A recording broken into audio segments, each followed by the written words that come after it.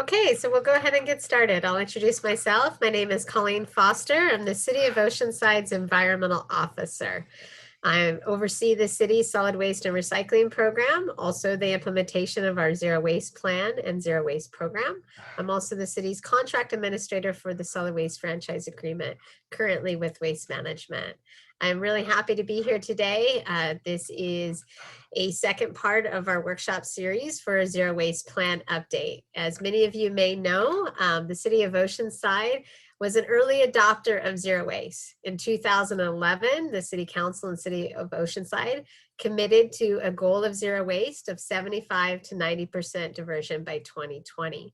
In 2012, we adopted and implemented a zero waste plan that set apart strategies and objectives and programming needed to implement over the next decade. Today, we are in the process of updating our zero waste plan. We are in the process of evaluating what we've done, what has worked, what hasn't worked. We're in the process of evaluating current regulations and new regulations that are going to require enhanced zero waste program and diversion from all of our generators. And we are also in the process of evaluating opportunities for better services and better programs for our residents, businesses, and community alike. So that's what we're doing today. We are going to give a brief presentation on where we've been, what we're doing now, and where we would like to go over the next decade for zero waste, climate action, and sustainability. This is also your opportunity to provide input and feedback. We are going to have a presentation by my colleague, Rob Hilton. Following that presentation, we will have a Q&A discussion opportunity. You have a chat feature in the Zoom conference webinar program, so please use that chat feature. Please type in questions as they come up. If you didn't get to type it into the chat, you can at the end of the presentation ask to unmute yourself, and you can actually speak and provide your questions and comments, and we'll facilitate a conversation around that. Following this workshop, the workshop recording will be made available at greenoceanside.org by early next week. We're also going to be launching a public survey. We actually just sent it out a couple hours ago. That survey is to solicit input on our zero waste programming, solicit input on issues or areas of concern in the community, as well as solicit input on a marine debris reduction ordinance. So there are many ways to participate. We hosted a business workshop yesterday. We just had an industry meeting to kind of hear from the industry, the best options out there for recycling, diversion, food recovery, and reuse markets. And we're excited to be here with our greater community and public to hear from you on how to make Oceanside and continue to a great place to live, work, and play in. So with that, I'd like to introduce Rob Hilton. He's with HF&H Consultants. HF&H Consultants is a consulting firm that the City of Oceanside works closely with. They help us with any as-needed support for solid waste, recycling, zero waste programming. They are currently working on the zero waste plan update for us that we anticipate to take to City Council in December. Rob will be providing the presentation tonight, and I'll be facilitating a Q&A and discussion at the end. So again, thank you for being here. Talk to you soon. Good evening, everyone, and thank you all for joining us tonight. We're really excited to be with you and talking about the opportunities in front of the city to move the zero waste plan into a next generation. So tonight we're going to have a quick overview of the purpose and goals of the workshop. Colleen's framed that up nicely for us. And then we're going to walk through an update on the city's zero waste plan, thinking about how the city will succeed going forward, a recap of some regulatory requirements from the state and how that'll affect services in the community, and then some specific service enhancements that the city is looking at and would love to get your feedback on as we respond to those demands from the state and the interests from the community. And so we really want to provide as much time as we can at the end of the presentation to engage with you all in a dialogue. So I'm going to move fairly quickly through this. So the purpose of the workshop and this discussion with you all today is to inform the community about some recent and new state laws that are going to impact the services that are provided, and to review the city's zero waste plan and think about how to frame those services and those goals going forward. The city's goals in doing this are, really to share the regulatory compliance approach that will affect every resident and business in the city, to inform the community of those service changes and get engagement with you about how you'd like that to happen, and really to obtain community feedback about any other things that should be included in the Zero Waste Plan or in the city's efforts that we may not be including here. So by way of background, about 10 years ago, starting in about 2010, the city began the process of establishing a zero waste goal and a zero waste plan. We're now about 10 years later, and we're looking at, what does the future hold? So a lot of this presentation will be about the forward-looking, what will happen, but that old zero waste plan that was done 10 years ago really provided a roadmap for the city in implementing new programs and services that have had a pretty significant impact on the results and on the performance of the recycling and zero waste system in the city. That original zero waste plan included a number of program and policy recommendations, most of which, about 95% of which, have been implemented fully by the city at this point. The remaining items that have not been implemented tend to be minor items that the city got into implementation of programs under the zero waste goal, looked at the feasibility of implementing some of these things and decided there might be better ways of doing it, or that those programs may be antiquated by the time the implementation happened. What we would like to focus on a bit, though, is celebrating some of the city's successes, and they are significant. One of the big items that was included in the last zero waste plan was the implementation of single stream recycling to the entire community. And there was a rollout of the blue container recycling to all residents and all businesses in the city a number of years ago. It was a very successful rollout, a lot of community participation. And that program, and along with a number of other things that the city did along the way, increased landfill diversion from about 50% when that last plan was done to about 67% today, using the methodology that the state calculates these things with. So that's a significant improvement, especially for a community as large and diverse as Oceanside is, and really reflects the effort that the community made to participate in the programs and services that you have. In addition, the city has implemented public recycling containers at events and in specific targeted places throughout the community where they have a great impact. They implemented a plastic bag reduction ordinance, and then the state implemented its statewide ordinance shortly thereafter. Conducted waste characterization studies, which we'll talk about a little bit later in the presentation, to analyze really what's available, what are we still sending to landfills, and what should be the target materials going forward for programs. The city implemented a very successful zero waste schools program for many years, and the city is looking very much forward when schools return in full swing after the shelter-in-place period is over, and that can be done safely, to re-engaging with the schools and making sure that the kids in the community see that zero waste program day in and day out as they attend their campuses. In addition, the city has supported a bunch of backyard and community composting activities, and you see some impact from that in the community adoption of the organics programs. This is sort of an infancy of that you'll see we're looking to do more of going forward, focusing on returning those resources back into the soil. So these are significant strides that the city's taken. They've done it while managing the costs of the system very carefully and making sure that none of these things had an undue influence on ratepayer rates.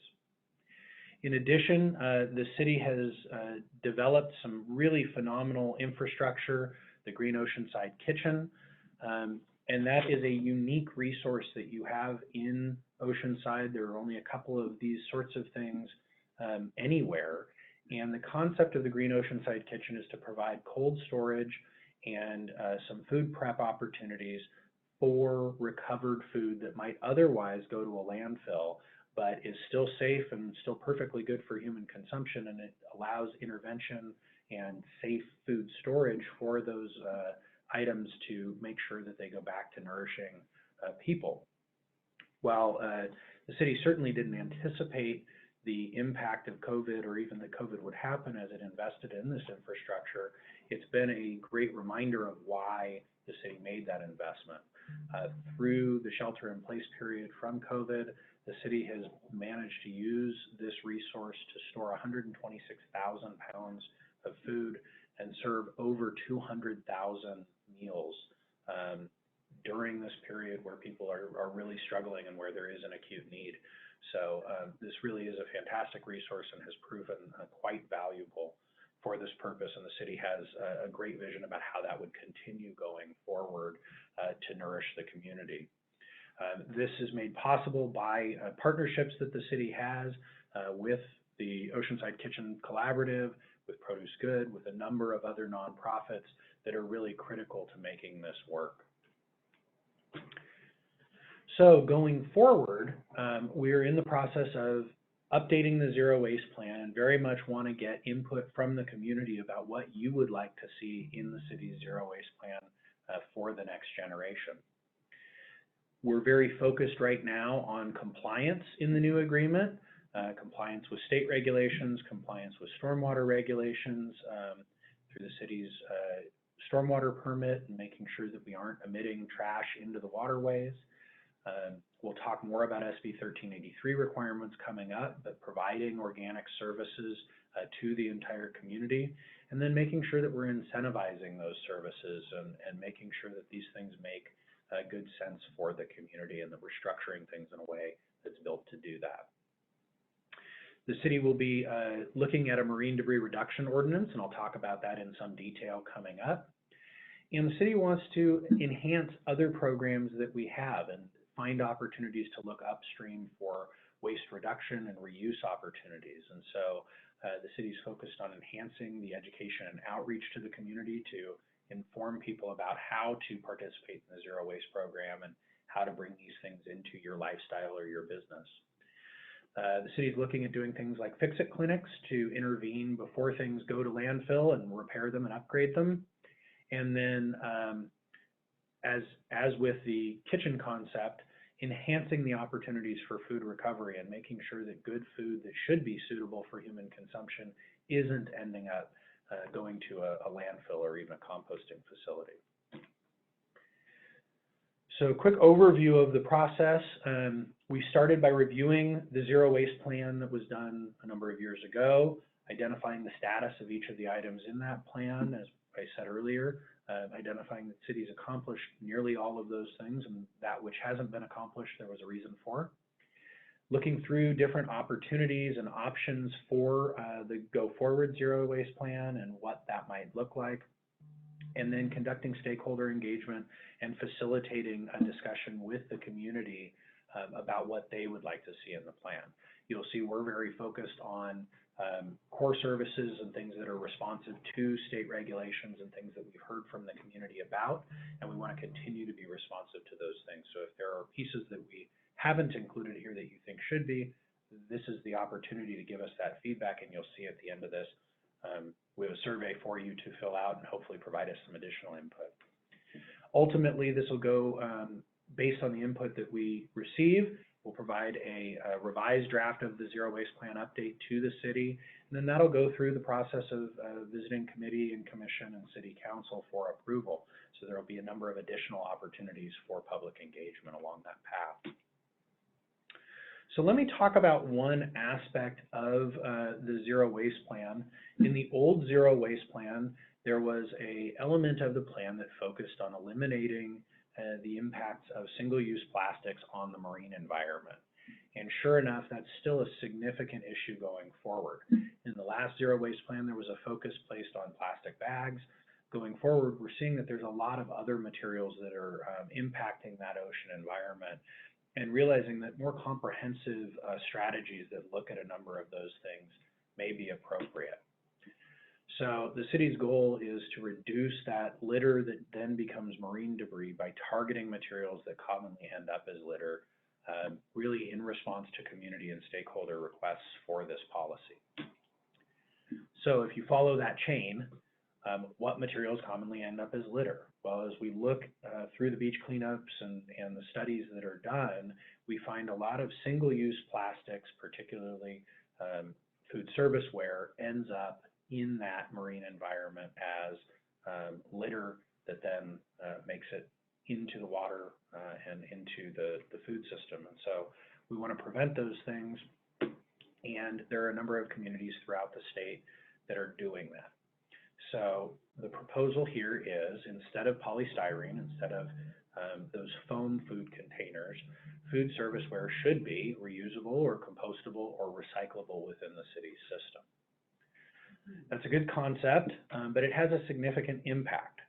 So we want to think about what it does and doesn't apply to. So the polystyrene material ban would not apply to accessory food serviceware like straws and stirrers and utensils. Single-use straws are regulated by the state under AB 1884, and accessory food serviceware under this ordinance would not be banned, but would only be provided to customers upon request. When we look at who would need to comply with that, we've got a number of different stakeholders in the business community: restaurants, coffee shops and cafes, hotels, and fast food or food trucks that this would end up impacting. Those very folks are dealing with some pretty tough business conditions because of the shelter in place from COVID right now. And so the city is proposing to take a phased implementation approach to try and manage the impact to the business community at this sort of sensitive time. So in phase one, which would begin in July of 2021 as proposed, there would be a period of voluntary compliance where the city is focused on educating businesses, educating the generators of this material about what alternatives exist, the pricing structures for those, and really encouraging folks to come into compliance.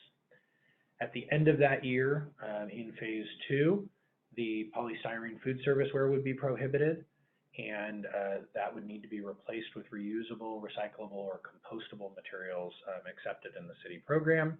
And then a year after that, the on request only for accessory food serviceware would kick in. One of the provisions that we think we would like to bring forward to the City Council for consideration, but certainly interested in input from the community, is how we modify this based on the emergency conditions, and whether perhaps we should offer waivers to businesses experiencing economic hardship because of COVID. We had a meeting with the business community yesterday and got their input on this, and certainly would be interested in your input. The city is definitely sensitive to those folks, but also is wanting to be responsive to the demand for these policies. So that's the marine debris reduction ordinance. Let's talk about some other things that are going on around this activity. Since the city's last zero waste plan, there have been a number of new laws, dozens of them actually, that impact solid waste and recycling in the services that cities provide to residents and businesses. Two of the more significant ones early on were AB 341, which established mandatory commercial recycling, and AB 1826 that established mandatory commercial organics recycling. Those two laws were implemented based on large generator adoption of the programs and really focused at the largest businesses. Now, the state is looking at implementing SB 1383, which comes into effect in January of 2022, and this expands the mandatory recycling and mandatory organics to all generators of those materials. This is a significant shift for the community, and while the city's had pretty good success in implementing recycling and organics with those larger businesses, expanding those programs to include all of the residents and all of the multifamily properties and the remainder of the businesses that don't have service is going to be a significant effort, and it's going to require some service changes. The state is doing this in an effort to reduce the amount of organic waste that goes to landfills. The statewide targets are that by January of this year, they were hoping to reduce the landfilled organic waste by 50% compared to the 2014 baseline. By 2025, a 75% reduction compared to that 2014 baseline, as well as 20% recovery of edible food for human consumption. The state's focused on that as part of the overall climate package for the state, And in particular, because organic materials that are in landfills generate methane, and methane is a very potent short-term greenhouse gas that has a much greater effect in that first 20-year period than carbon dioxide does. Landfills are one of the largest emitters in the country of methane, and so it becomes a focal point in trying to reduce this greenhouse gas. And there are great markets for recovered organic products as we turn those things back into soil. So we've walked through some of the regulatory requirements. The city's looking at some new policy implementation. Let's talk about going forward how this new organic service would be implemented and what you can expect. So starting in January of 2021, the city will be required to provide organics collection service to all residents and businesses. There are some waivers that may apply from the state to the city that would allow some additional timeline in implementing these things, and that may have to do with the city's new collection agreement. But in general, all residents and all businesses need to have a recycling service and a mixed organics service where you put your food scraps and your green waste together and have that sent off for composting or digestion. The city is going to need to adopt enforceable ordinances or mechanisms under the law. The law requires the city to have these ordinances in place and between 2022 and 2024 to provide an educational component to that enforcement. Ultimately, in 2024, the state will make sure that the city is enforcing the requirements of those ordinances on generators, which can include some penalties. So we want to really use that education and outreach period to get as much of the community into the program as possible before the state makes the city do enforcement around this. For that reason, the city will be really focused on providing robust education and outreach, performing inspections, working with generators to make sure that they come into compliance prior to that enforcement period, and really working closely to support businesses and multifamily properties and residents in that process of transitioning. In addition, the city needs to establish edible food recovery programs, which the city has, and include in that outreach and inspection to certain commercial food generators of a certain size. So there are a number of new services that come from this, but the most obvious to you as residents and businesses is you will now be asked to separate your food scraps into the organics container with your yard trimmings. This is something that we've got a lot of confidence that Oceanside can do. The yard trimmings program in Oceanside is one of the best in Southern California in terms of how much of that available material gets recovered and how little of the material that goes into that program ends up in the landfill. So we expect that the success in that yard trimmings program and the success in implementing the recycling programs will translate well into folks being able to successfully comply with this new organics requirement. So most of the services that are provided to a community in the situation like the city of Oceanside has are provided through a private contract, franchise agreement. And currently, the city's franchise agreement is with a company called Waste Management. You're all probably very familiar. They are there every week to provide collection of your garbage, recycling, and green waste containers. They serve all of the residents and businesses in Oceanside, and that contract expires at the end of 2023. So while that agreement was amended recently to include the commercial organics program for 1826, there is more programming that is needed in order to implement the requirements of SB 1383, as well as to fulfill the city's vision of the zero waste plan update that we're talking about.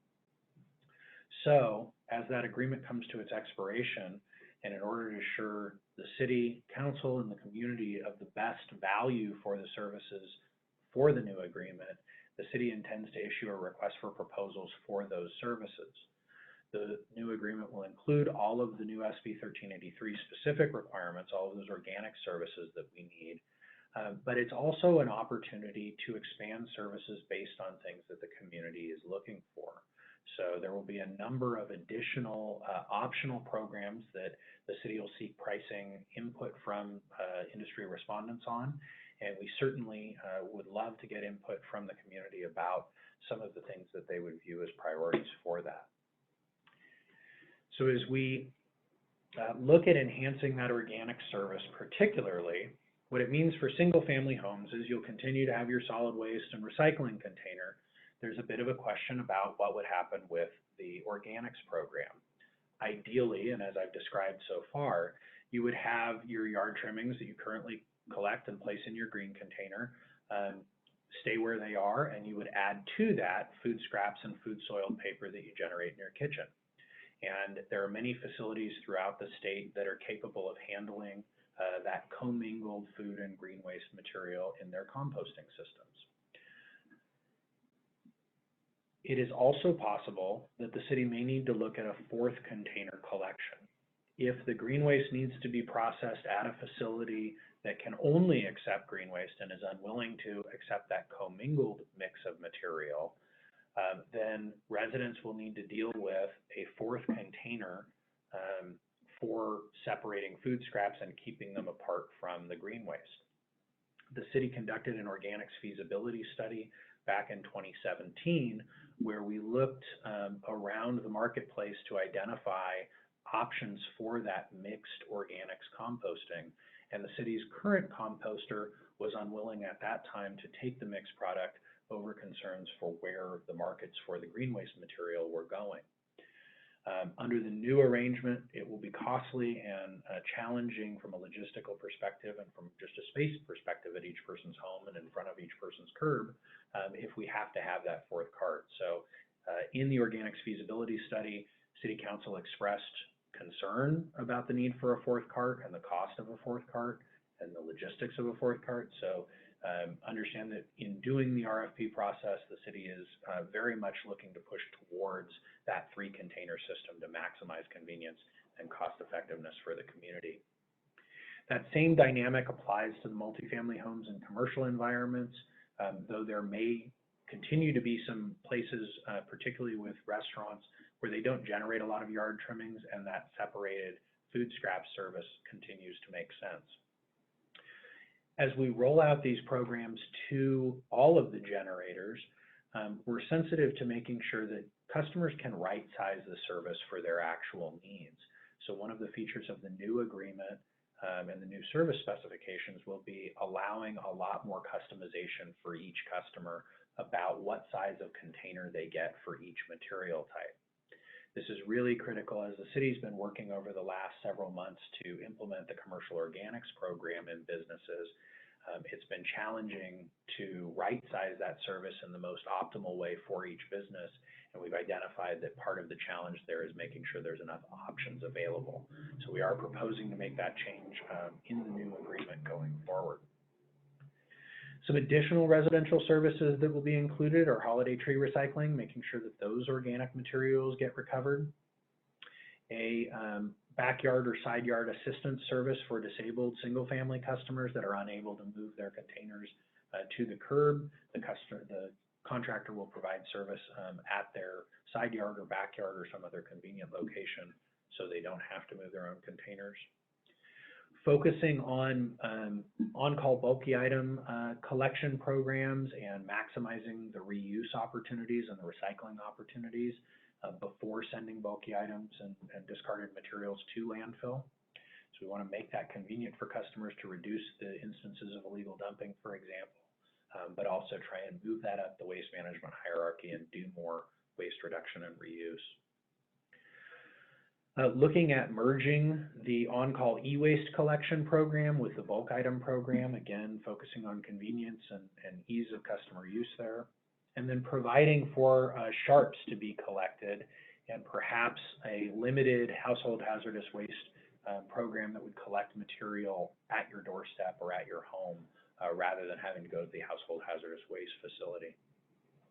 And then lastly, as we implement organics programs and there is an increased chance of odor factors and other things in the containers, looking at the opportunity for a regular container cleaning for some or all of the generators to manage that potential issue. So the city did a waste characterization study 3 or 4 years ago as part of the organics feasibility study process, and it identified a significant volume of organic waste and recoverable paper that is covered by these SB 1383 requirements and really becomes a focus for the city. About 57% of the overall stream falls into that organics bucket. And a large portion of that could be recovered if it were separated properly. So going forward, it's appropriate that the city is focused on implementing these requirements of SB 1383. It really was where the biggest bang for the buck was going to come next. And it's where the vast majority of that material in the system remains. So the city is headed towards a much smaller disposal pie as we're able to reduce the amount of organics going to landfill. The other interesting information, as we did the organics feasibility study, we looked at the greenhouse gas reduction potential of various options associated with organics management. And what we found is that there is significant GHG reduction potential from either composting or anaerobic digestion.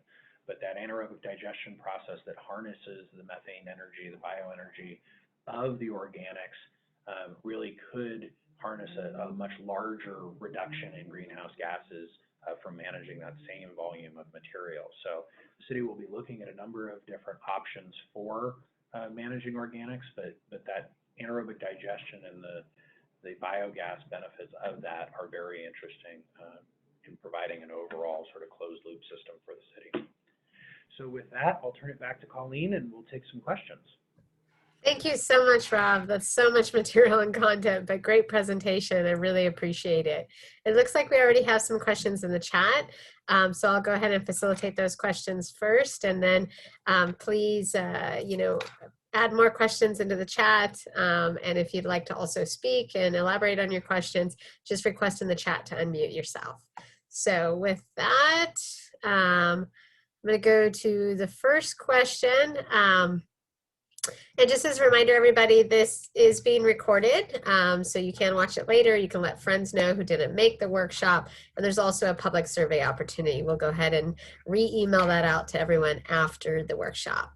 The first question that came in was actually somebody has been living in Oceanside close to 4 years. They live in an apartment complex. They're wondering if those recycle totes given to apartment dwellers. Yeah, so those recycle totes that we've had, the multifamily, we call them the multifamily recycle bags. They have education on, what goes in the recycling bin. Traditionally, our program has handed that out to multifamily complexes that have shown interest. So if you are a tenant or a property owner, please just feel free to reach out, email the Green Oceanside team. We'll be sure to do a follow-up email to provide you with our contact information, but go ahead and email us. We do have resources available to support education at our apartment complexes, at our community residences or HOAs, and we do have resources, for to support recycling. So if you'd like a recycled tote, just let us know. The other question that came up from that person was all Oceanside schools are part of the Zero Waste Schools program. So the Zero Waste Schools program is a partnership between the city, the Oceanside Unified School District, as well as Waste Management, because Waste Management is their franchised hauler.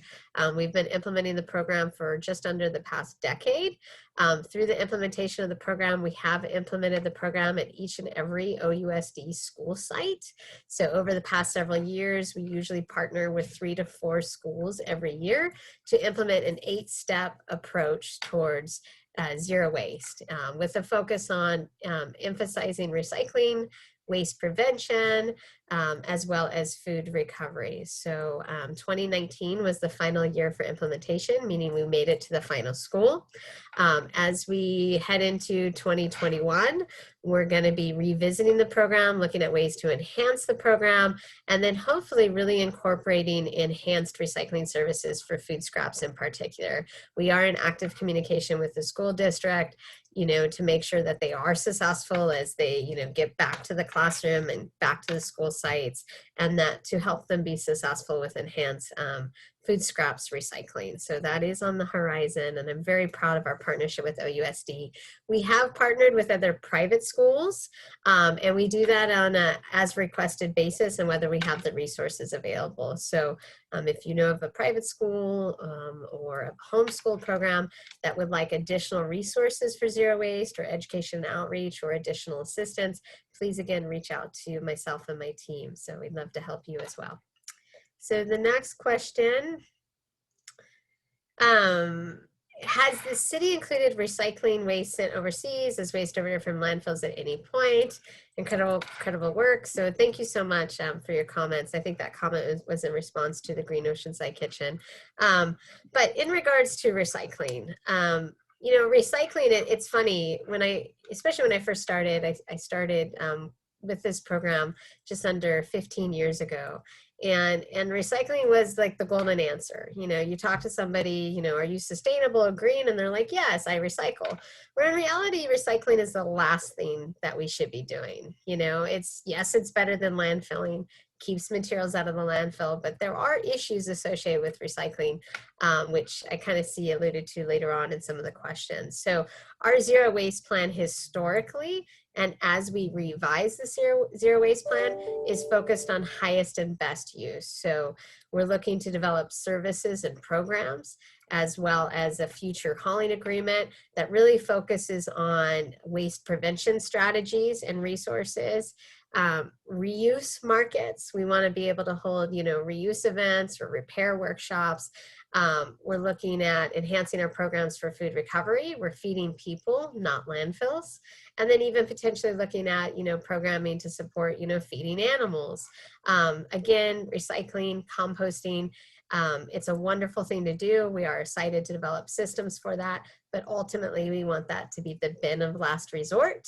And, you know, one day, hopefully eliminating the need for a landfill bin. So in regards to the overseas question, the recycling industry and market, traditionally, historically, materials have been sent overseas. With the China Green Sword that happened just a couple of years ago, the you know, third world market set significant limitations on contamination because they didn't want to be dumped on. You know, really an expose on the recycling industry came out that, hey, great, everyone's diverting and putting things in the blue bin here, but are those products really being turned into a product somewhere else? And how are those products and the recycling of those products impacting those communities? So I am very proud to live in California. I'm proud to work and live in Oceanside. You know, in response to the China Green Sword and those contamination thresholds, we are seeing a resurgence of developing local recycling infrastructure. So for those materials that we can't refuse, prevent, reuse, hopefully we're developing systems for recycling at more of a localized level. And that is something we actively engage with at the state level. There is a newly formed state commission on recycling markets that are also focused on developing markets for recycled content. A lot of people think that it stops at recycling, but it also means we need to buy recycled content. So as part of our zero waste plan, historically, and our future plan is developing policies for procurement of recycled content materials. I don't know, Rob, would you like to add anything else to that? You do have a larger perspective in the industry as a whole, so due to your experience. No, that was a great response, and I think that really is where things are headed is finding some domestic outlets for that. And for example, the governor just signed a bill requiring 50% post-consumer plastic into new plastic bottles. So that's the sort of thing that will stimulate domestic infrastructure for closing that loop. And I know one of the other questions coming down into the chat is also about, well, you know, if we can't recycle it, or, you know, if it's just getting dumped elsewhere, really we shouldn't be using these materials in the first place. And absolutely, again, zero waste policies and principles focus on, you know, waste prevention, refusing these materials in the first place, using reusable materials, better alternatives. So in the zero waste plan, we seek to develop and implement policies that would support, you know, again, reuse economy. You know, the marine debris reduction ordinance as is a first step towards mitigating single-use materials and products out there in our community. Foam food service takeout ware, we just cannot process that. We cannot recycle it. That is an absolute. It is an extremely difficult thing to deal with. The limited recycling options for foam food serviceware are not readily available, and they also don't turn into products that have a significant economy on the back end. So even though some may say polystyrene is recyclable, it's really a matter of, is it recyclable locally? Is there a product for it to go into? So again, that marine debris reduction ordinance is really, the first step is to focus on the most challenging and difficult material, which is foam food serviceware, and then move on to other types of materials. And so that is something we're looking to incorporate over the life of our zero waste plan update, which is set to live for the next decade. So there was a couple other questions.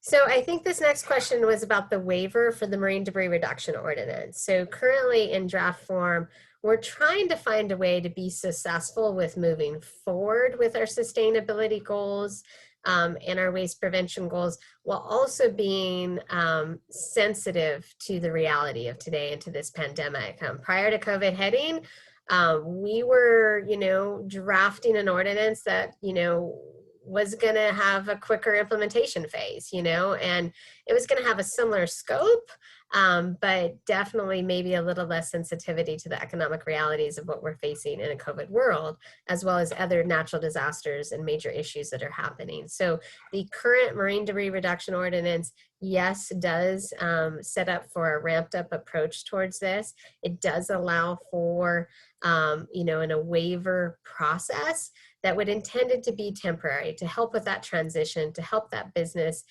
set up for success and transition to recyclable, reusable, or compostable products. So we don't intend that to be forever. Another component of the marine debris reduction ordinance is that state law takes precedence. The city of Oceanside has actively been engaged to push the state as a whole to eliminate these materials, to only allow products out there in a system that either can be reused, repaired, recycled, or composted at a local level. So again, that kind of alludes to the next question. How does the city define recyclable? Currently, recyclables in our current existing contract required the hauler and processor to be able to recycle those materials, to have a market for those materials, and also to be justifiable through the state's diversion program and accounting program.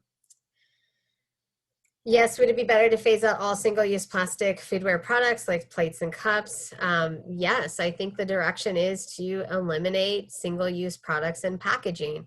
And if a producer cannot package their product in a recyclable or compostable packaging, or even reusable or refillable, then ultimately that product, should not remain in an economy. But again, this is a multi-step approach. We are trying to push for that big picture, but we are trying to do it in a way that will be successful. So if we take on the whole apple, we may not be successful, especially in the need to be sensitive to economic recovery of our business community. But if we take on these approaches step by step in partnership with our business community, I think we'll be very successful. That's how we've been successful in the past. Oceanside's commercial food scraps program is probably one of the more aggressive and progressive programs in Southern California and the state. And the wonderful thing about that is we are doing it in lockstep with our business community. We are finding ways in which to find cost savings for a business community while also being able to divert these materials for major greenhouse gas emission reductions and sustainability. And then someone mentioned that they live in an apartment complex. They see waste management dumping the stuff and dumping the recycling materials from recycling dumpster into the same truck as the trash dumpster. That is not allowed or permitted. Sometimes the vehicles do look similar, but they are all separate streams. We have landfill trucks out there. We have recycling trucks out there. We now have commercial food scraps trucks out there. So if there is something like that happening, please reach out to me and my team, at Green Oceanside, and we can definitely investigate because that isn't supposed to happen. So sometimes trucks get transitioned. If a truck gets pulled off a hauling route and it looks like the same truck, but that truck is actually going, if it's doing a recycling route, it is going to a recycling facility for processing. There are strict laws and mandates and contractual agreements around that. And also, really, the hauler does not have an incentive to commingle these materials. So, Rob, do you have anything to add on that when we've seen that observation? Yeah, that's something that gets reported from time to time in almost every community, and as Colleen says, it's more often when you chase it all the way down the case that it was actually a different truck. Waste management takes pretty great care to keep recyclables separate from the trash so that it can market those commodities once it's got things in a separate container and available for collection. And the truck is there, most of the cost is already expended. So there's no, as Colleen says, no real incentive for them to do the wrong thing or to commingle. So if that's happening, in fact, it's the exception rather than the rule, and it is something that I think Waste Management's management team would be very concerned about. So. And even an example is my background image from Zoom. So there is one of our city public recycling containers at the Strand, immediately adjacent to a landfill container.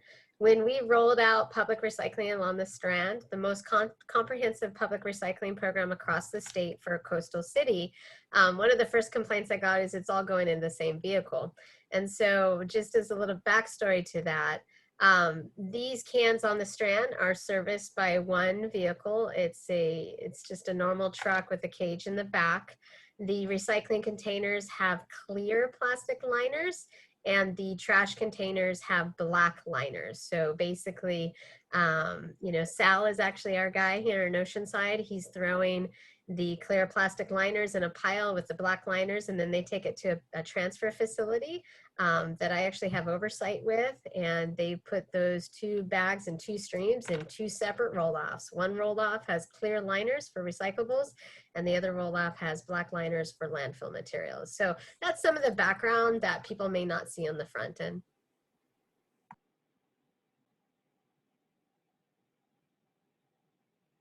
This is an interesting question. Maybe Rob, you can also help with this. Is there a long-term milestone where food waste will be segregated from green waste, since they both can yield different end products? Yeah, it's a good question. Really, there are different markets for different types of compost. And so if you get compost from landscapers that is segregated and the green material is kept separate from other things, that organic material can yield a great organic compost, is good for engineered soils, and has a certain product stream, as is indicated by the question. Once you add food scraps to that, you introduce the potential for contamination. There's no problem with the food scraps themselves, or even things like a napkin or a part of a pizza box. All of that is good organic material that's helpful for compost. But what often happens is, as we start adding materials to the stream, we start increasing the amount of non-acceptable material, contaminants, that we get into the stream. So there isn't really an issue of adding the food to the green and creating a problem with the market. The problem is when we add other things. And so one of the strategies, particularly like with the commercial sector, is to pre-process that food material, remove the contaminants, and then you do have some options about where that goes. As I described earlier, if material goes for anaerobic digestion and you can harness the biogas off of that and create either vehicle fuel or energy for powering a facility, there's huge benefits from doing that. It's also more expensive because you have to have all of that gear to harness the energy and do something with it. So it may be for the city more about how much pre-processing is required of a given stream, and where should that stream go after the pre-processing? Is it most appropriate for compost? Is it more appropriate for digestion? One of the opportunities in the organics feasibility study that we looked at is, should it go to the city's wastewater digesters and help in that process? So that may be something that we look at down the line. For residents, though, implementation of these programs in communities around the state says the most cost-efficient way, the most convenient way to do it is to put those materials together and then make sure that they're clean when they get to the compost facility so we can generate a good OMRI-certified organic compost from it. Thank you so much. Excellent answer, Rob. And by the way, there's a couple comments in the stream that says excellent presentation, Rob. So thank you for being here today. Rob is a wonderful colleague and one of the best in the industry. So there are a couple other questions, and I think there might have been a question in reference to, you know, for example, other schools not in the school district. So I know there is a Vista School District school in Oceanside. So if you do have a school campus or a school program or a youth type program, I'm also interested in partnering with, I've worked with the Boys and Girls Club in the past. I'm interested in partnering with daycare facilities, preschools. We want to help you go zero waste. But part of that is we need the staffing and resources to do that. So if those things are important to you as a community member or resident, we want to hear from you that you want that type of programming and support, comprehensive wraparound support to help implement zero waste within your business or organization. And that will help us as we go to City Council to request overall support to do this for you over the next decade. So there's a couple other questions. I apologize, I'm just scrolling through really quick. Been on the computer screen a long time today. I think my eyes are getting tired. Thank you so much. Janice Jones is on here. She has been a local leader for the school district as well as our Be Disposable Free campaign. She's also an educator. She's been involved in the Zero Waste Schools program. And she mentions that it should be a model that is replicated everywhere. I just had an interview by the state California Department for Recycling, and they are looking to recognize our Zero Waste Schools program as a model program. And we've also presented nationally for the Zero Waste Schools program, as well as Oceanside's Zero Waste program.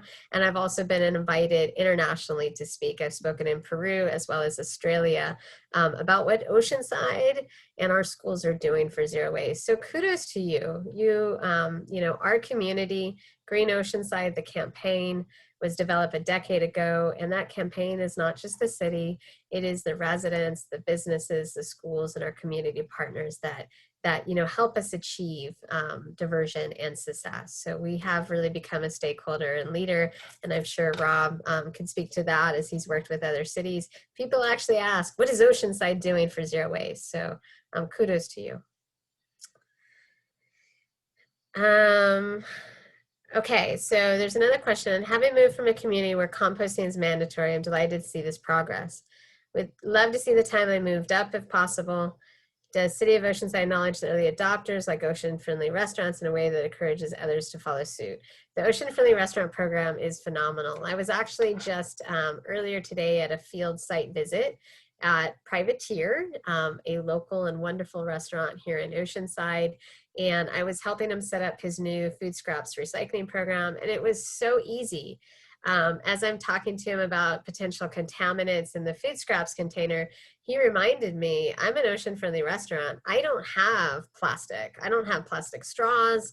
I don't have plastic film, you know, so it was really easy. It was easy to eliminate the majority of his landfill services, replace it with food scrap services. He already has recycling, and he is literally probably going to hit an 80 to 90% diversion rate. And that's because he was an early adopter. And those are businesses that we like to celebrate and support.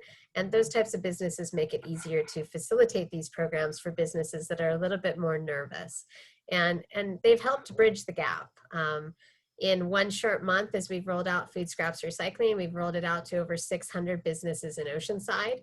We've already realized $15,000 a month in cost savings for those businesses because we've helped them downsize and right-size their services. The future is to replace the trash bin, refuse landfill materials, and to really replace it with recycling, food scraps, and ultimately food recovery and food waste prevention. So excellent question. Thank you. So I think that kind of walks us into, so how can we incentivize, that walks us into the next question. I promise I didn't even read it. How can we incentivize our local businesses to go green faster? Is there a way that we can place pictures on these recycling containers so the public is educated as to what goes into each container? It drives me crazy when I see the public placing coffee cups in the trash bins when they're recyclable. Same here. So I sometimes feel bad for people who don't know who I am, and I go to a business and I say, hey, you know, I don't think that's supposed to go in there. And they tell me it is. And then they get a long lecture on what's recyclable and compostable in Oceanside. But the way we're incentivizing businesses to move faster is really incentivizing recycling, composting, food waste prevention, reuse, and recovery over landfilling. So when we recently amended our contract with Waste Management, we actually set up new rates. The rates are set up in such a way that landfilling is the most costly service. That is the reality from an environmental perspective and an economic perspective. And the new rates for recycling and food scrap services are set at a lower rate than landfilling. So in our commercial system, food scraps is set at 75% of a landfill bin, and then recycling at 50%. So really it makes economic sense to mitigate landfill materials from your stream and to set up for recycling services. That doesn't mean they can do it overnight. You know, there are certain challenges, especially for smaller businesses, to fully transition to recyclable or compostable materials. But as we make this a norm and we really support them and develop the economies of scale around that, I think we can be successful cooperatively.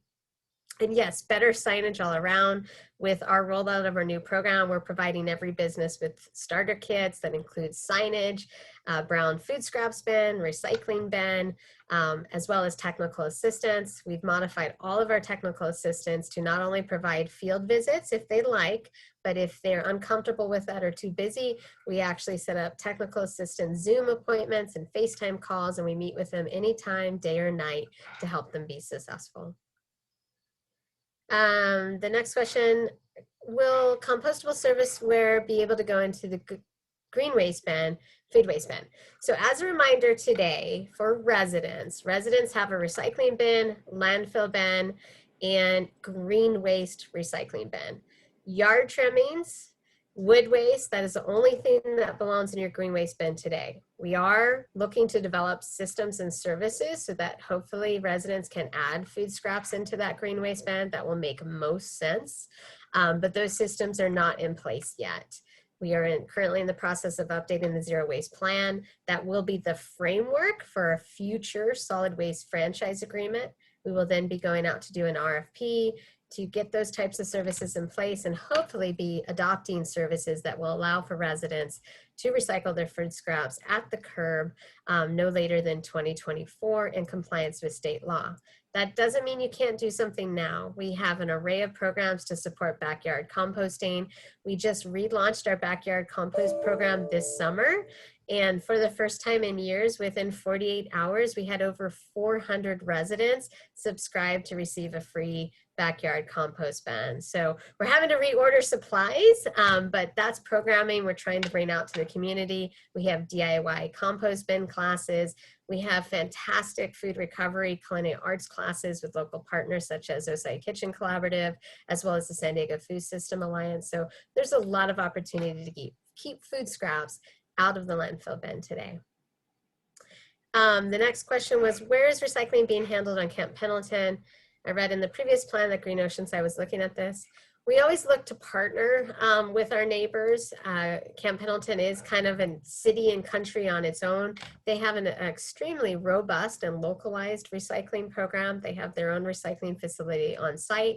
We are in communication with them on whether there's opportunities to regionalize or support one another for food scraps. They are looking at food scraps diversion on base, and we also work very closely to ensure education is in alignment so that we understand what's acceptable within both entities, because we appreciate our military community. Our military community is a part of Oceanside, and we want to make it easy for them whether they're on base or in Oceanside.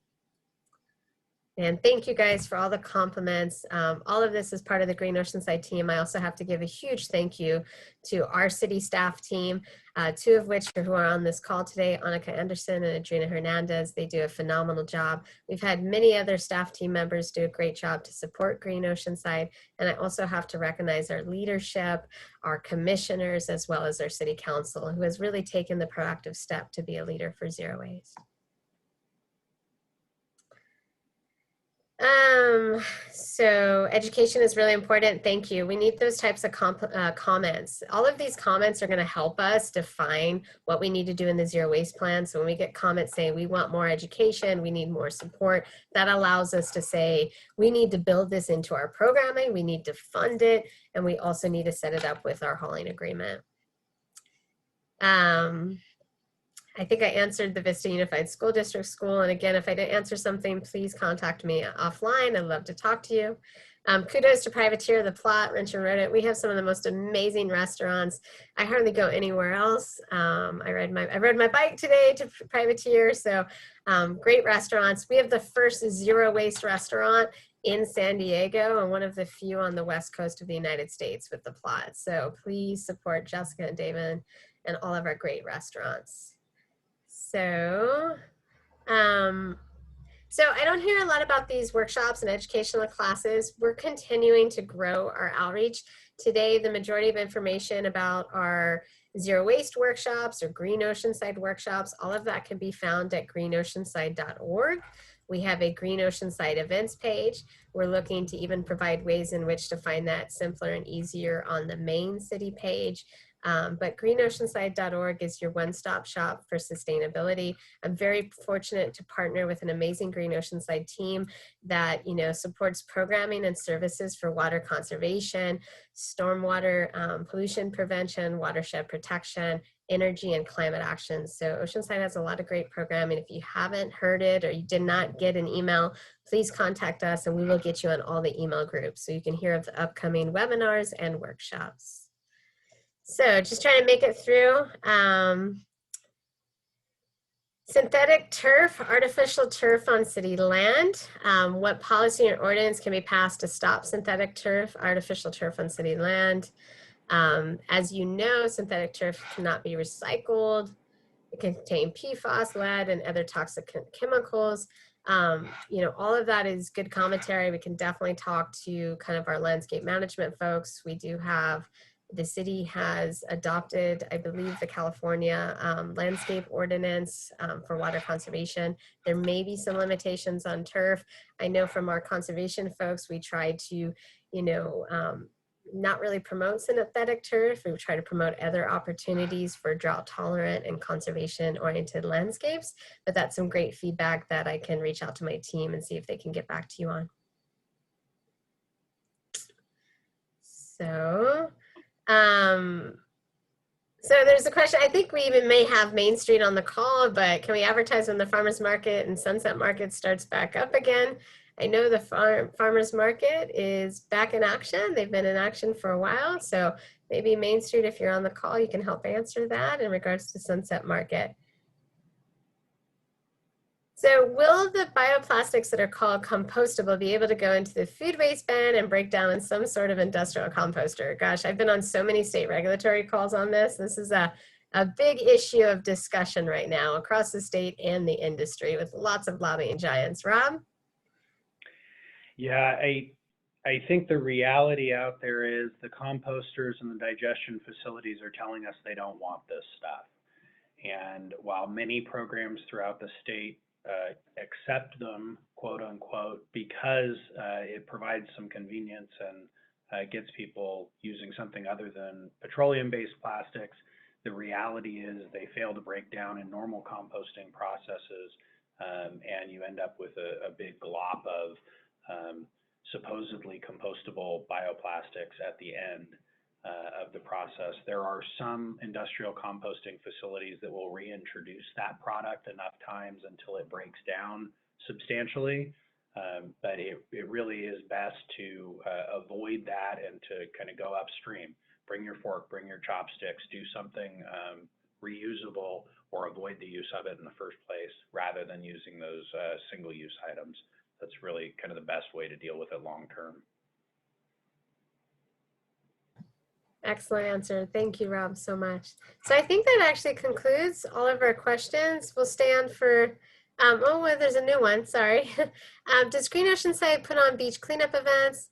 This might be a good family-friendly way to get people thinking about how long their trash lasts when COVID is over, of course. But even now, I know the city partnered with I Love It Clean San Diego in the recent Coastal Cleanup Day, which was across the state.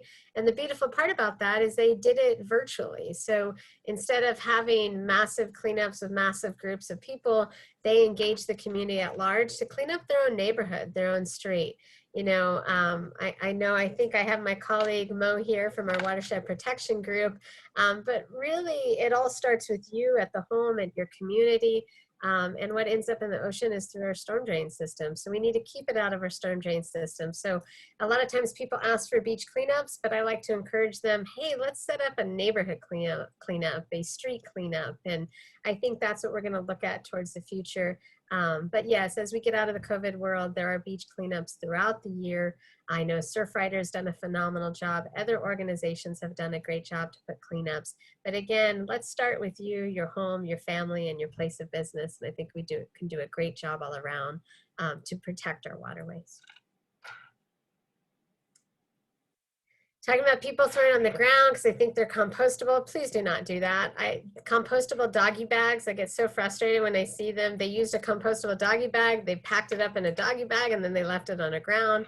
No, even compostable products need to be put in its proper place. And so if it is, you know, if you're within a business and they have a food scraps, food soil paper program, you can put paper compostable products into that bin, but at this point we are not accepting bioplastic compostable products. And I think that concludes with all the questions. So we'll stay on for another few minutes. If you have any more questions, please put that in the chat, or if you'd like to say anything, you're welcome to do that. We just have to unmute you. So again, thank you so much. We're taking note of all these questions. We'll be incorporating that as we finalize our draft zero waste plan and take that to commission and city council in November and December. And looking forward to a good future towards zero waste.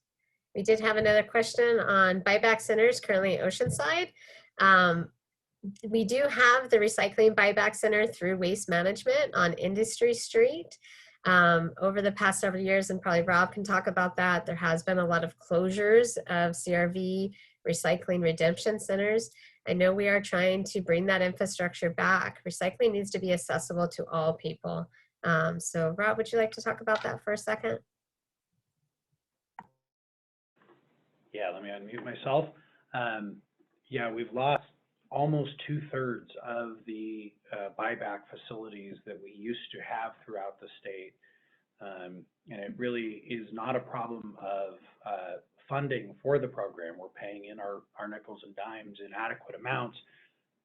The problem is there's a formula in the legislation for the bottle bill that does not react more quickly or as quickly as it needs to market cycles for these secondary commodities. And so as the markets cratered for plastic particularly, as well as glass, these processors increased their cost of handling, they reduced the revenue that they were getting, and unfortunately, the state has not been able to keep up with the payment mechanism. So even the automated sites are starting to fail, and really the only remaining ones around the state are those that are municipally sponsored or sponsored by an organization that has larger operations and sort of can tuck that in. So it really is a challenge. There's legislative reform that's needed at the state level to fix this more broadly.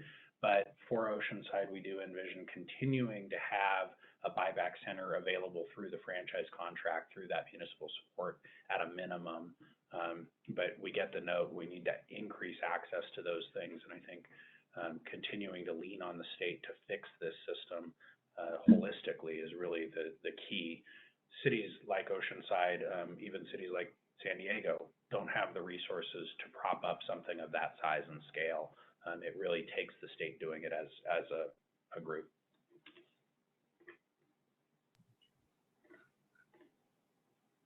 Thank you so much. And again, if anyone would like to get more involved or hear more information or find out about our upcoming workshops, please visit greenoceanside.org.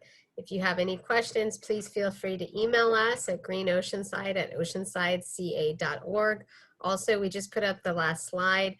It has the Survey Monkey that we have out there for the community.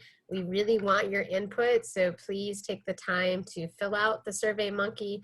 We will also email it to all the participants tonight. We're also going to be emailing it through our local email list, as well as posting the survey. We are looking for feedback over the next month to 2 months, so please try to get that survey filled out as soon as possible. And if you have any additional comments or questions beyond the survey, just email us. So again, thank you, everybody. Have a wonderful evening. If you haven't already made dinner, call the Plot, Privateer, any number of our wonderful restaurants across Oceanside for a nice dinner to go. So thank you. And reusable, and just say no to any disposable ware, but those restaurants don't provide it. So anyways, side tip for zero waste. Thank you again.